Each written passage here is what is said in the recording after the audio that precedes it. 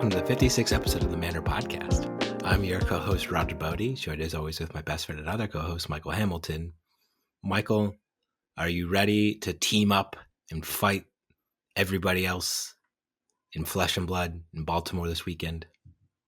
Yeah, even Misty's here. Misty's going to be our third. Team. Yep. Yeah, it's going to be you, me, and Misty. It's going to be the Murr cast. The Murr. MMR. Yeah. Misty, Michael, and Roger. Yeah. So I am ready. Well, as ready as I can be with how much team sealed practice we've done. So we're going to a team sealed event in Baltimore with our editor and friend Travis as our third. I'm real excited. Yeah. I'm glad you're excited because we've had a long-standing history of doing well at team tournaments, and we're going to do really well at this one. And I just like the fact that I don't ever have to win, you know, and I still get to win, you know. I don't have to win, but I still get to like win. It's one of my favorite things about team tournaments, you know? So we've never done well at a team tournament, have we? We got 9th. That's pretty good. Not 9th place is pretty good. We sure did get 9th. We sure would have done a lot better if you won more than 2 rounds that weekend. Yeah, but I had Jace the Mind Sculptor and Bonfire the Damned in my deck, so I mean, like, yeah, it was a moral victory. Okay, we won first place in terms of cool decks, you know. I'm sure there was a Jace in the top 8 somewhere. Just not in our top 8, not in our decks, or not, our decks were not in the top 8. Almost. So the format for this event is Team Outsiders Limited. The Swiss will be team sealed, and then if we make top 4, we get to do a team draft. Okay, so team sealed, you group into a group of 3, and you open a set number of booster packs to build 3 decks with, 1 for each team member. For this weekend, it's going to be 8 packs to build your pool with, which I've played a couple team sealed events before. The Realm Games host them as side events a lot on their Battle Hardened 5K tournaments, 10Ks, 5Ks. I don't remember how much money they give away. I haven't done well at the Realm Games tournaments, so but they've done like 12 booster pack team sealed, which leads to some really, really powerful decks. We did a test run with 8 booster pack team sealed, and the decks looked quite weak, especially the ninja decks. But yeah, the truth is somewhere in the middle, because that's a real argument to be had in terms of like, you don't want the decks to be too good, too consistent. You don't want everybody just playing like blitz pre-cons basically in the format, and you want there to be some kind of like interesting deck building decisions. But it's also not an interesting deck building decision where you're just like, these are the cards I have, this is just where they go, because I only can't play 14 cards, so I just have to basically play everything I open. Yeah, I guess they could technically give us 7 packs, and that would be we would barely have enough cards that we could put in decks. But because we'd lose 13 playable cards and an equipment. But yeah, I think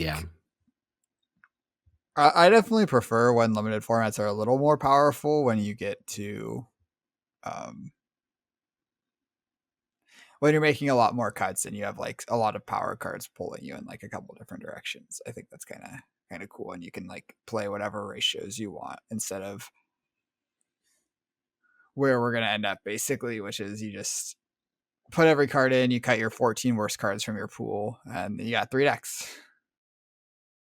Yeah. And let's venture back all the way back to a long time ago, long ages ago at this point, when Outsiders first came out and it was pre-release weekend and everybody was doing sealed of Outsiders and excitedly building their decks and pools. And the weekend was over and everybody had the universal consensus that, man, Assassin is broken in sealed. You just have so many 3 blocks. It's like crazy. Like all the other classes don't get as many 3 blocks as you do. Ninjas or especially Rangers are vulnerable to being fatigued at that point because their power level is just a little bit below. So blocking is just incredibly powerful. and ninjas just had an incredibly hard time, where since they need very specific lines usually to have like maximum power, or like Benji needs is just a critical mass of like 2 power cards, and it's hard to open all of those consistently in a sealed pool. Amplify that times like 1.5, and I feel like that's what Team Sealed basically is going to boil down to, where I don't know that the assassin deck should ever lose against the other 2 decks. So assassin mirrors are going to be pretty skill intensive and hard to navigate and important for the matchup, but I just assume the assassin deck is just going to be the best deck out of everybody's Team Sealed pools, and I don't know what it would take for like what you could possibly open to make that be not the case, I guess. Yeah, I think the biggest issue is Maybe that some like amazing pumps for Ranger. yeah, I think Azalea decks can be like pretty good in this format. Both of our Azalea decks were like fairly solid, and I think we both when we played our team sealed, we both barely lost to the other person's assassin. I think both games were pretty close. And unfortunately, the Azalea decks, it doesn't seem like you can get anywhere near enough cards to just be able to blind Azalea every turn, which does make Azalea a lot worse. Like something that's really important when you're drafting Azalea was hitting that critical mass of arrows where your deck could just be all arrows and pumps. And each turn you're allowed to just blind Azalea and you're never going to like hit something that completely bricks your turn, like a defense reaction or a peace of mind or something. And, or even a non-arrow attack. But I don't think that's really going to be doable in the sealed format. So it'll be interesting to like kind of decide if you should be playing Azalea or just playing Riptide. And if you're playing Riptide, how do you not get fatigued by the assassins? That'll be a tough challenge. Also, what the issue is with ninjas is not only do they need the specific combo lines, most of their cards naturally block 2. That's why kind of like the 3 block ninja cards, and specifically the 0 cost 3 block ninja cards, were just such a huge premium to making that class like function in limited.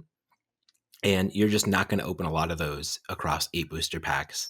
And so you're just not going to have good block values on your cards. You're not going to have good combo lines, and you're not going to have a lot of good 0 cost cards in order to actually just like swing Kadachis.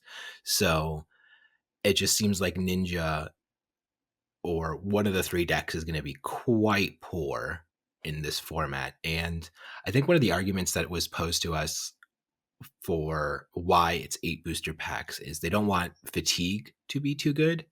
And I think that's kind of not like the right perspective, because when decks are higher power level, they're less likely to be fatigued. But when the power level is lower and flatter, and then weapons are just what you're are going to be most powerfully doing on most turn cycles, or they're more impactful, that's going to lead to more matches going to fatigue, right? Yeah, definitely. So I think this goes back to like even way back in the day where we had Chain and Classic constructed, where for a long time, kind of the strategy to beat fatigue was play 70 something cards, play as many cards as possible.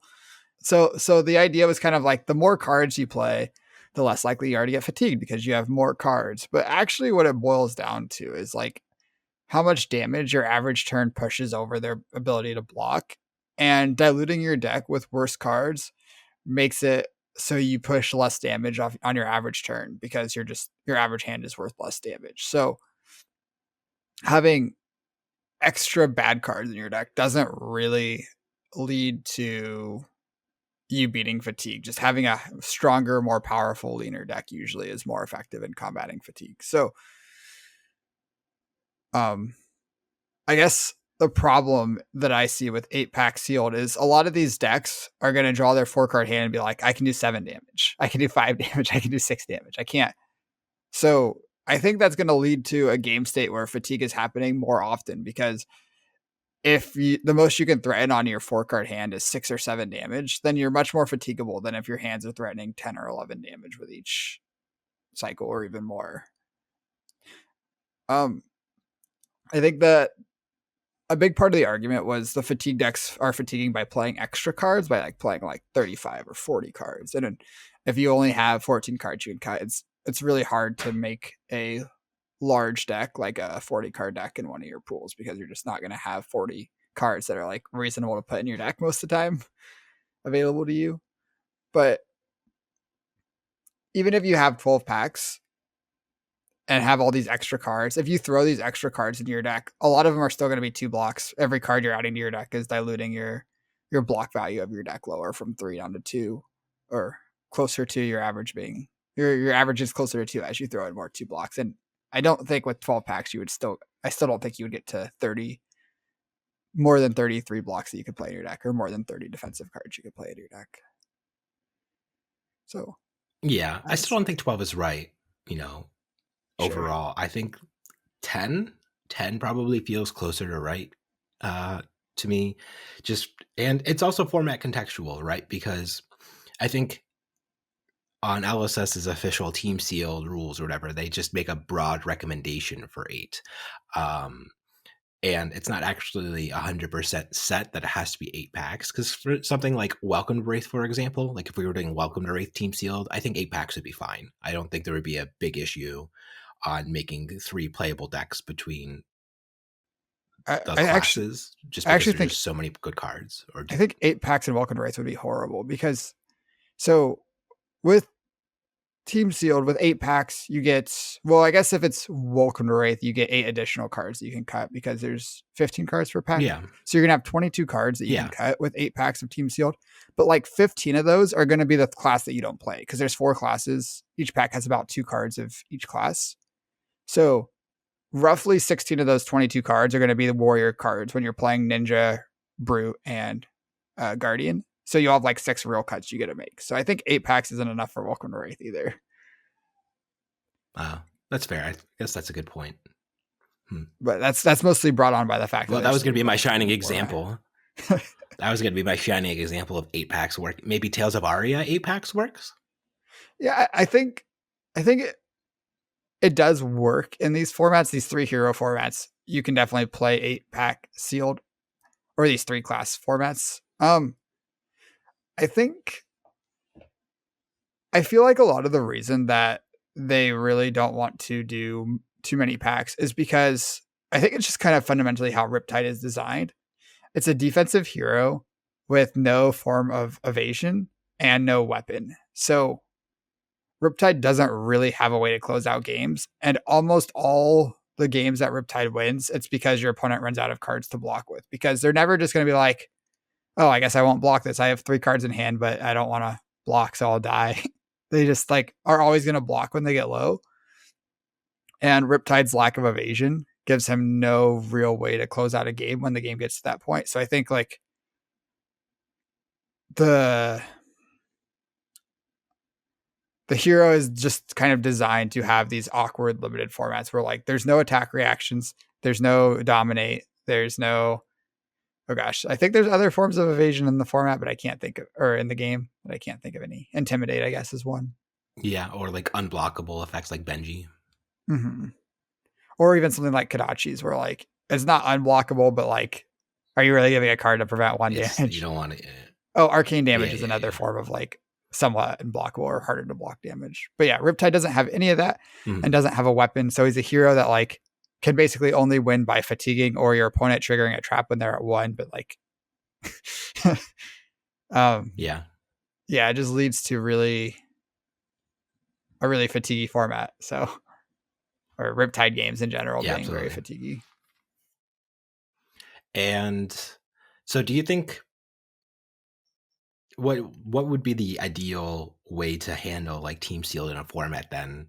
Like, do you think it just needs to be designed more so for that? Or like, this is kind of what we've been talking about for a while as far as like what kind of the design issue challenges are for limited in Flesh and Blood. Do you just think that it's just something intrinsic to the game because of the way the card pools are just going to be so like harshly divided and stratified that it's just going to always create a system where it's going to be harder to have more diverse pools and more interesting deck building decisions and draft sealed, team sealed, whatever? So I don't think so. So I know like we haven't recently had very good sealed formats, both Uprising and Outsiders. They're like, there's been one class that's been like considered the best by a reasonable amount. Even if you go back to Tales of Aria, like you should have been playing Briar 70 something % of the time, maybe more than that. this format you should be playing Uzuri probably like 60+% of the time, and Uprising you should have been playing 5 most of the time. But I think that wasn't the case in Wraith, where you could play sealed and basically all 4 heroes were like pretty reasonable to play in sealed. Rhinar was probably the worst, but even then you could still have good reasonable sealed Rhinar decks. And you had Club. Like Yeah, Club was good and limited. Yeah, for sure. And I think I kind of feel like Wraith was designed with both draft and sealed in mind. And I haven't really gotten that sense with some of the more recent sets. I think they do a good job at making like very interesting and deep draft formats, but the sealed formats seem like they were kind of like I don't want to give LSS too much crap because it's like hard to design a draft format and a sealed format and have a good game and have cool heroes for class constructed, which is a big goal that they have as well. I think their focus is mostly on class constructed and then on draft, and then sealed's kind of like it's just like there, and hopefully it's okay. But I do wish they spent more time like focusing on making like good engaging sealed formats, because I think like we started playing the game because the sealed that we were playing was really good. Like Vulcan Race sealed was great, and there was a sealed calling upcoming in Cincinnati, and that's like a basically why we started playing the game. So, or a big part of it at least. And Tales of Aria sealed was really good too. I think we had a lot of fun in Tales of Aria sealed. Yeah, I do think the fact that you were Lexi like 5% of the time was not ideal. I think the game was like that format was just very good in general. The games were just very fun. Yeah. Yeah, I guess I was just thinking more so about I was thinking about the heroes when I was saying like, oh yeah, it's fun and they're interesting deck building decisions. I was thinking about the talents between Earth, Lightning, and Ice, and I felt like the talents kind of drove a lot of deck building decisions more so than the hero builds. And just trying to find like the maximum, and even in building your Briar decks, like there was a lot of like skill expression and actually finding like that 20 damage turn in your sealed pool where, because it's not obvious on its face a lot of the time. And I remember there were some certain games where it's like, oh, well, actually, if I activate the Earth Hat that like lets you get an Earth card back from your deck or something, or your graveyard back to your hand, like if I activated that for this Weave Earth and then I played the Weave Earth and I got embodied, like you just got to like there was so much like depth to the lines and the talents that the heroes mattered less in my mind. And I don't think we've seen talents that deep since then either. Yeah, I especially think, not in Outsiders where there's no talents.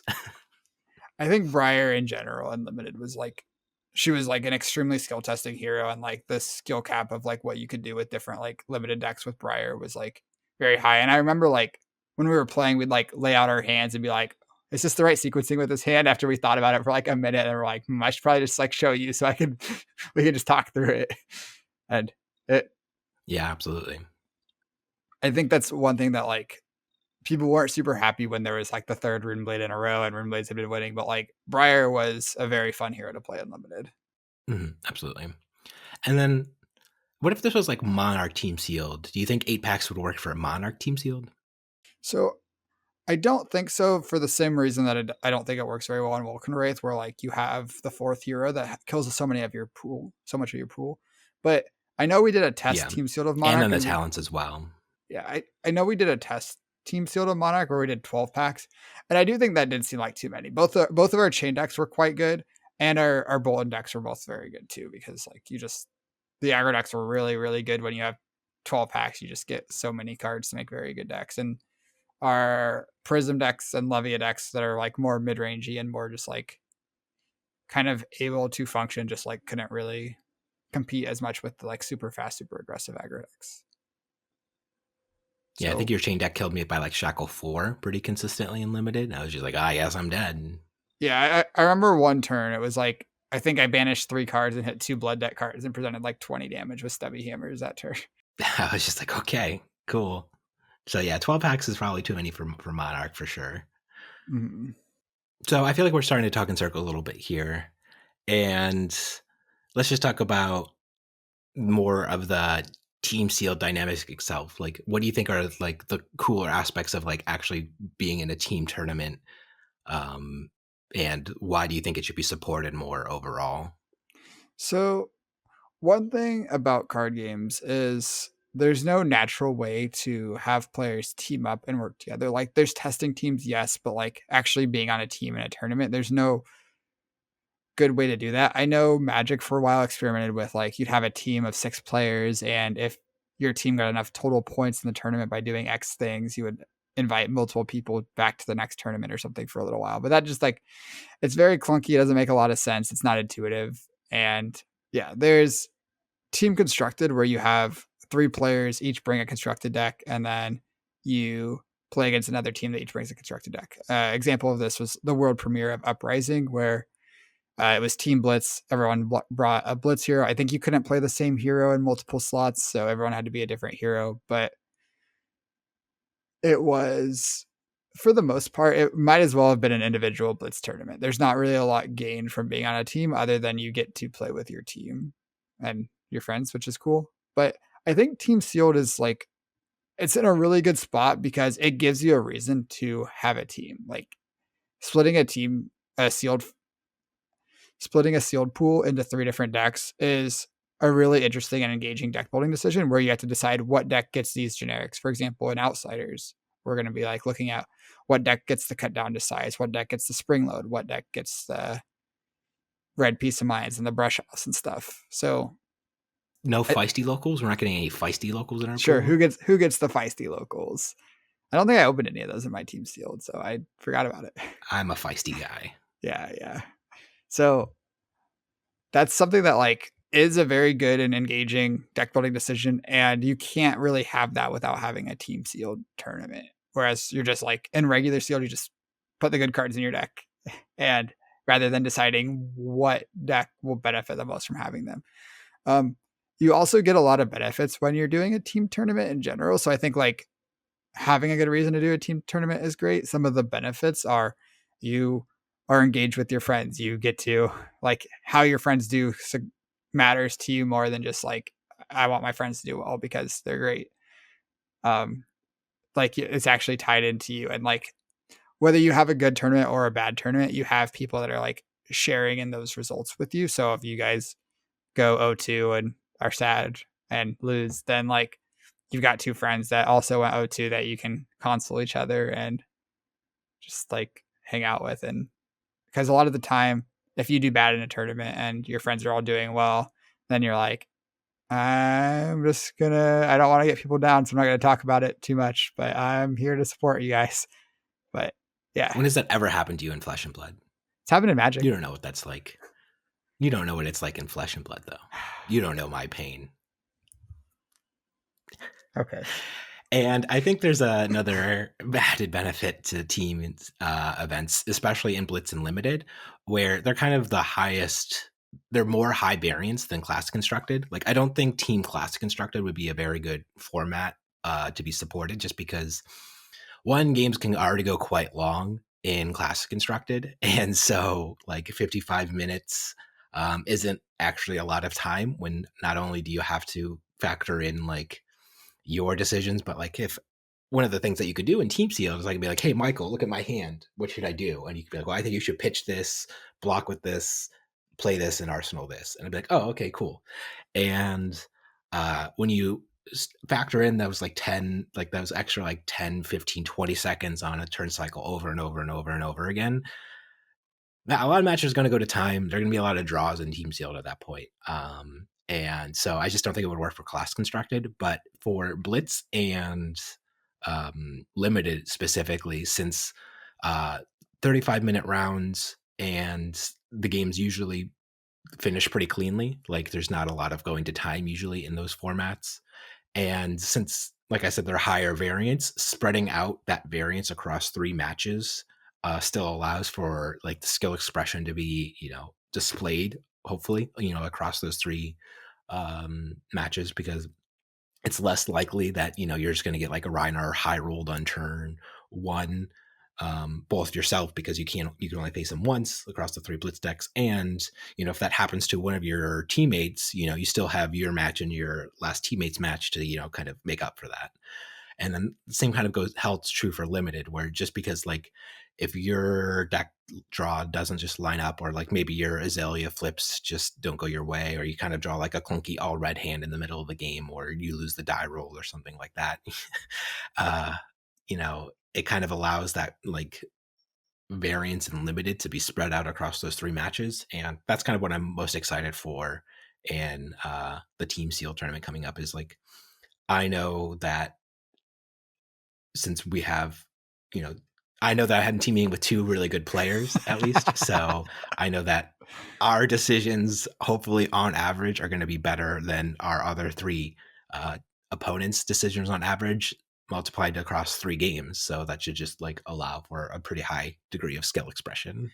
Yeah, that's a really good point. And one thing that doesn't get talked a lot about Flesh and Blood is the fact that it's best of 1, even in these faster games like Draft and Blitz. And Team Sealed is a way to have a best of 3, or any team format's a way to essentially have a best of 3, but not take any additional time. So, yeah, Yeah, definitely because less we've even wins. talked about how in like even like on one-on-one traditional limited formats, maybe 55 minutes best of 3 might be a better way to handle that, just because um like the games of limited can kind of feel kind of snowbally, kind of swingy. Play draw matters quite a bit in some matchups as well. So Mhm. it just it can be pretty awkward in limited sometimes. And like I said, Team Seal just kind of allows for that to not really be an issue anymore. Yeah, and there's definitely been a lot of games of Limited decided by both the die roll or drawing an all red or all blue hand at the wrong time. That's just a great point that it reduces variance and gives you the 2 out of 3 format in the same amount of time. I do think that 55 minutes for a best of 3 in Limited probably wouldn't be enough time for a lot of games. Really? Now, like, can you imagine a Riptide finishing a best of 3? I think it's That's O2'd a good maybe. point. Hmm. Yeah, I don't know. The I guess the overall point though is that in both traditional limited, team limited, there's a lot of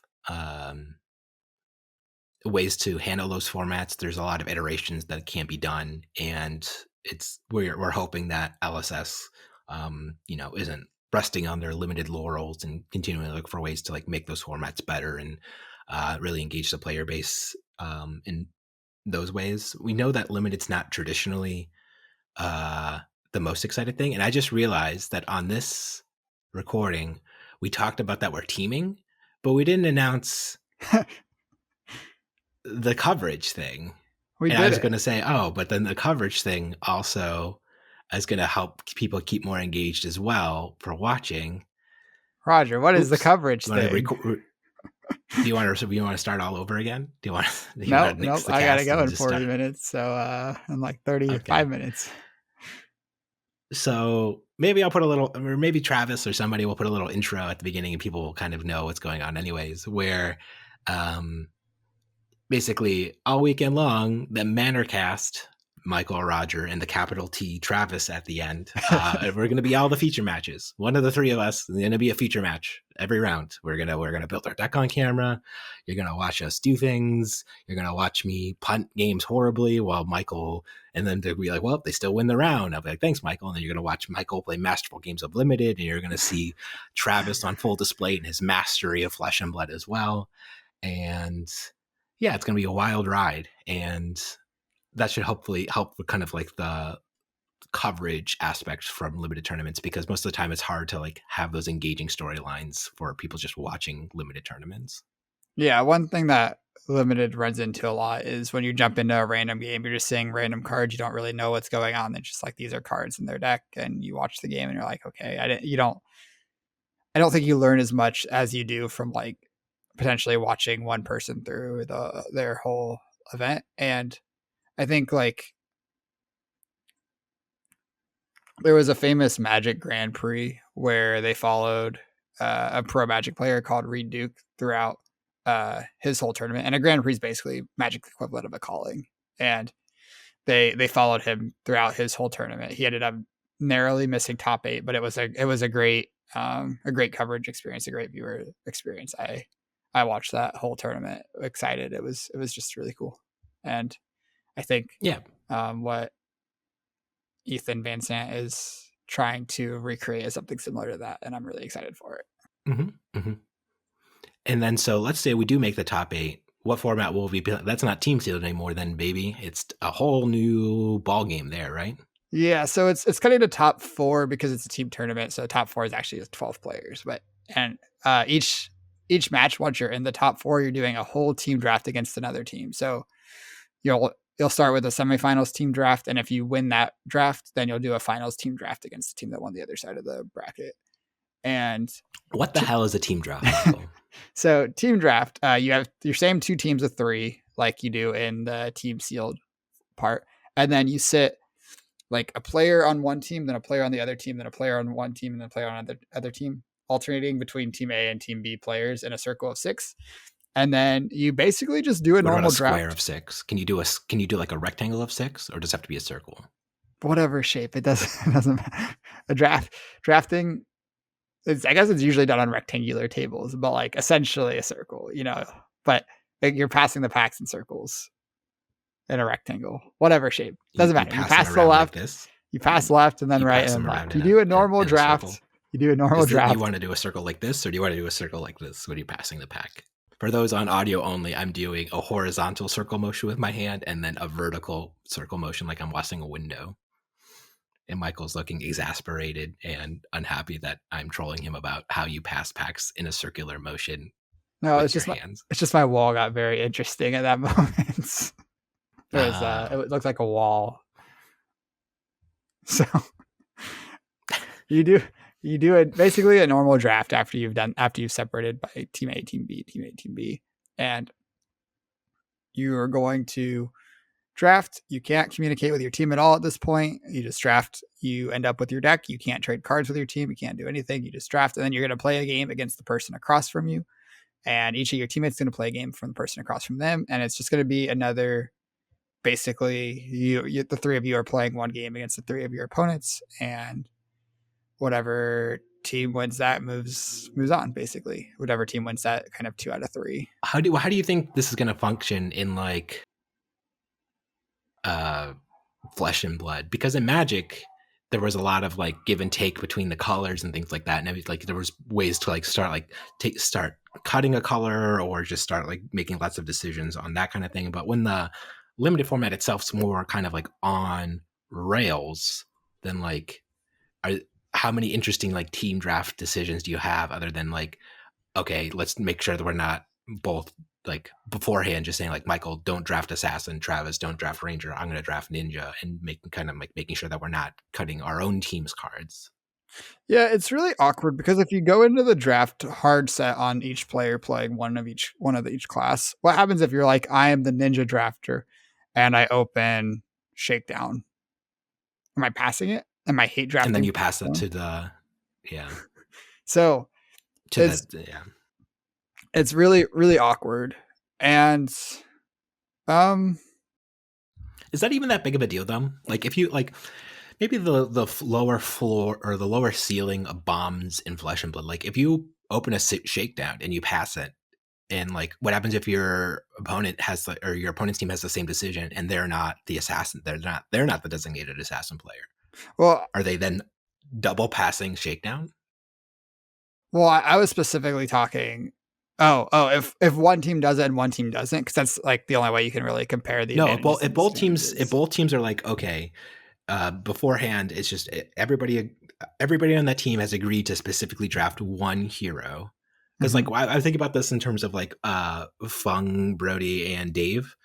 Because I think we've been talking, because they're attending the tournament, and I think they talked about a similar strategy on the Discord where basically each one of us on both 3 teams is beforehand has assigned a hero that we're drafting. And so like, let's say I have Dave to my left, and I decided, and I was the assigned ranger player and Dave's the assigned ninja player. I open Shakedown.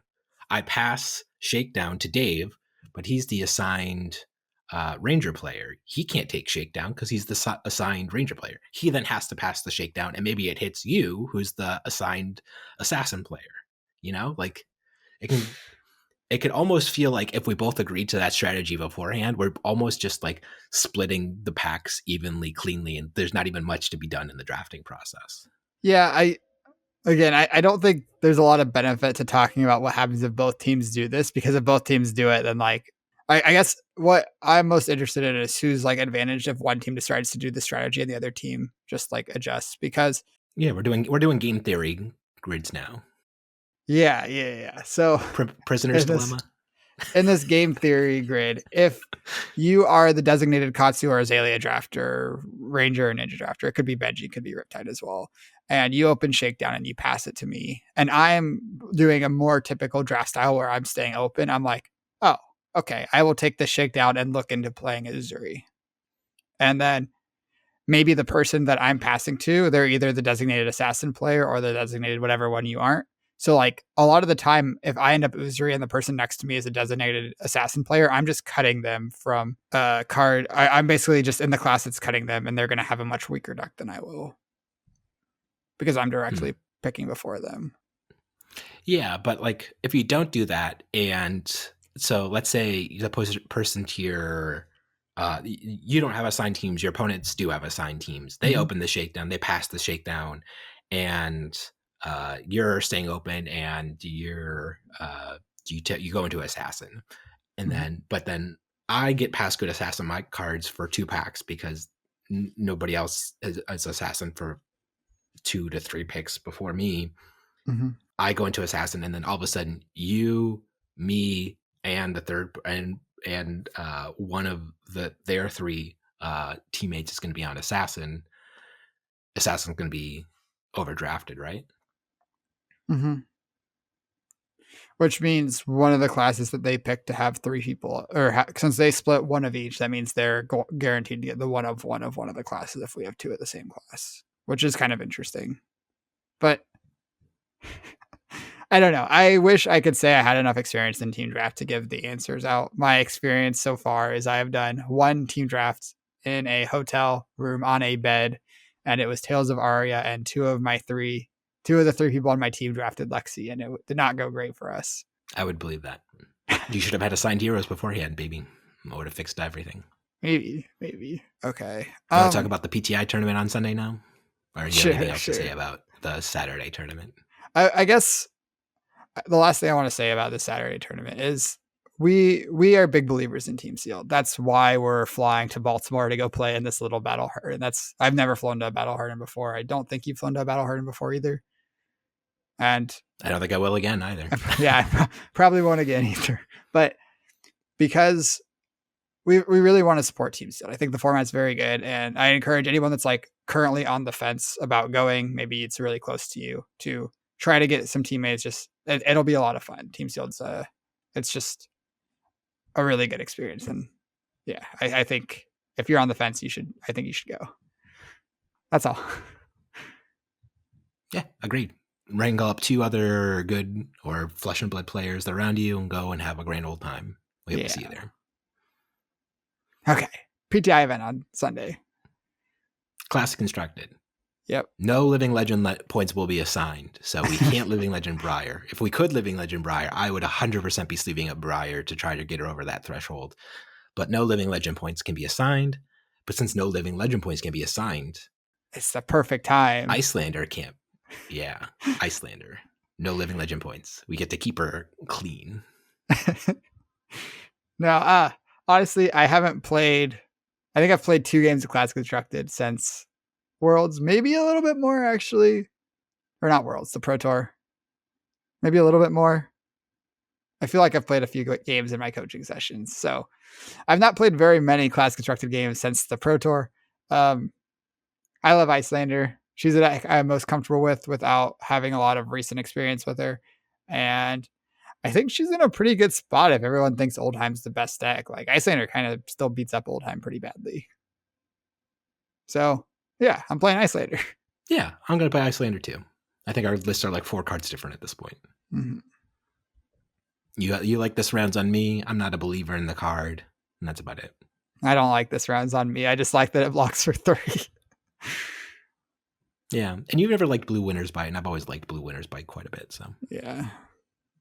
So, There we go. Yeah. That's the big Iyslander schism we have going on the Manor cast at the moment, is whether or not you play blue Winners by it or blue This Round's on Me, which is the only color of This Round's on Me, I guess. But What would red This Round's on Me be? Your attack dude -3. that'd be a pretty good card. Powerful. I play that one. Have your extra card. None of your cards do anything anymore. That card would be sick too. If you like played it and then just like passed, like you didn't even do anything. You didn't or give your them opponent anybody to like use their cards. Your opponent on AB1, you're like, here's This Round's on Me. I'm going to send an ice bolt at you or something. You can AB1 of it with your extra cards. Mm-hmm, mm-hmm. I'm glad that card doesn't exist. Mm-hmm. LSS is pretty good at designing cards, it turns out. Sometimes. Most of the time. Ever since Tales of Aria. Wait, what do you think is like since Tales of Aria? Ever since Tales, because they banned a bunch of cards out of Tales of Aria. Tales of Aria has the most cards banned out of it. Since Tales of Aria, what do you think like the most egregious? It's Codex. Never mind. I was like, what's the most powerful card they printed since? And I was like, oh yeah, the Codex of Realty. Yeah, Bravo Star of the show is also kind of a messed up piece of card board. Yeah. Hypothermia, but only Hypothermia at instant speed with Iyslander was like kind of a problem. Yeah, Hypothermia is only problematic because of Iyslander. I think it's a good card outside of that. Very reasonable card where like it has a strong effect for one turn, but it's never like blowing out your turn. You can kind of sequence your turn as best around it as you can. And it'll be good against some heroes, but you're still spending a whole card in an action point to like maybe trade for a card or two that they can't use. So yeah, absolutely. I think Hypothermia is a very reasonable card, and Iyslander just makes it unfair. Are we just going to scoop to Lexi though? Because that matchup's not great, right? No. So do you want to talk about our sideboard plan into Lexi? Sure. I mean, it's a PTI tournament. If people want to metagame and try to beat us up, you'll go for it. So basically, the reason we're even talking about these bad blue cards is we wanted to get into a state where we could sideboard out all the attacks against Lexi, because getting like Codex of Frailty is already a very good card, but it's especially bad when you have to discard a card and you can't block their on hits anymore because of Codex of Frailty. So we're trying to build the decks in a way that you can sideboard out all the attacks into Lexi. And so we had to cut Blue Brother in Arms. And I don't think that makes the matchup great, but I think it makes it a little bit better when you have more room to not get blown out by Codex of Frailty. They'll still be great for them. Still a really strong card, but at least you won't discard a card and eat an extra on hit. Yeah. And it's not even just Blue Brothers in Arms that it can be problematic to put in your arsenal. Like, and Lightning Strike can be awkward to put in. The 3 cost, like putting in the Wounded Bull. Yeah, like there's no good options. Like Scar for a Scar is just the best, but then you're attacking with a Scar for 3 if you attack with it, and if not, then you're keeping a Scar for a Scar in your arsenal for an extra turn cycle, which also isn't great. So just when you're playing the attack version of Iyslander, it just like Codex of Realty just turned into like a really problematic card, and that's why we're just saying nope, we're not dealing with that anymore. We want to be able to play our disruption cleanly when we want to clear, and just when we want to play our arsenals without having to worry about having to also discard a card to Codex. Yeah, and I think the biggest blowout is you put this attack in your arsenal, you discard a card, and then if you block or you basically go without an arsenal on the next turn, or you don't get an arsenal ice card on the next turn. So like hopefully without having to discard a card for these attacks, yeah, you just can always have the threatened ice disruption, which is real important. Yeah. I think the other problematic thing is still that, Voltaire is an instant speed activation, and they can kind of respond to a lot of your disruption anyways that way, but can't fix everything. Yeah, I still don't think it's going to be a great matchup. I think it gives us a little bit more of a fighting chance, but we are losing out on quite a lot of value by cutting the attacks on some turns. And like I said, I've played very little Classic Constructed, so I don't even know if this is a functional game plan. But yeah, we're going to try it. We're going to figure it out in real time and hopefully earn a PTI. Yeah, we can report back next week. Okay. Any final thoughts overall on the Baltimore weekend? I think I've said everything I want to say. I'm excited for coverage. I'm excited to play Team Sealed. And yeah, hopefully see you there. Yeah. Well, with that being said, the next time you're battling Team Manorcast in Baltimore, always remember, mind your manners.